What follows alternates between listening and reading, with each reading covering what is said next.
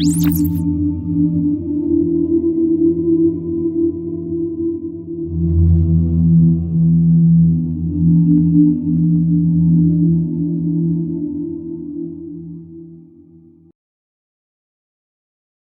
4: The Brain and Neuroplasticity.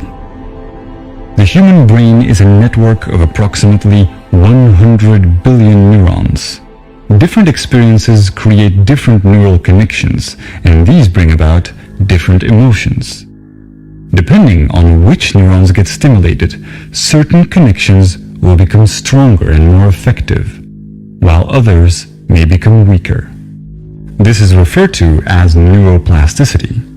Someone who trains to be a musician will create stronger neural connections that link the two hemispheres of the brain in order to be musically creative.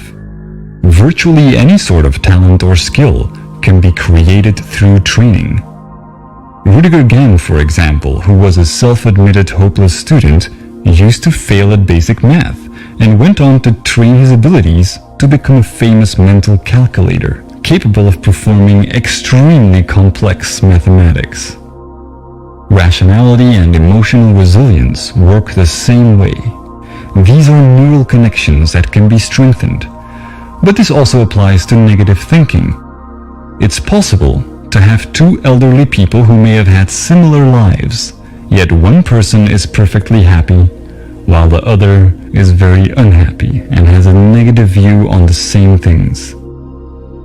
Everything depends on which neurons they have been stimulating throughout their lives.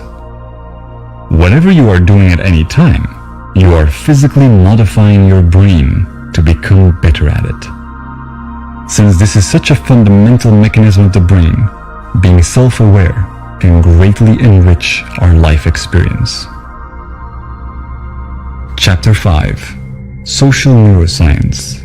Specific neurons and neurotransmitters, such as norepinephrine, trigger a state that can be described as having an active ego when we feel that our own thoughts have to be protected from the influence of others.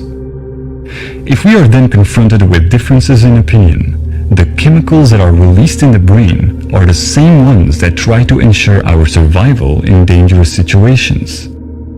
Sometimes debates go on endlessly because people keep expressively resisting differences in opinion. When we are in a defensive state, the more primitive part of the brain interferes with our rational thinking, and the limbic system can even knock out most of our working memory, physically causing narrow-mindedness.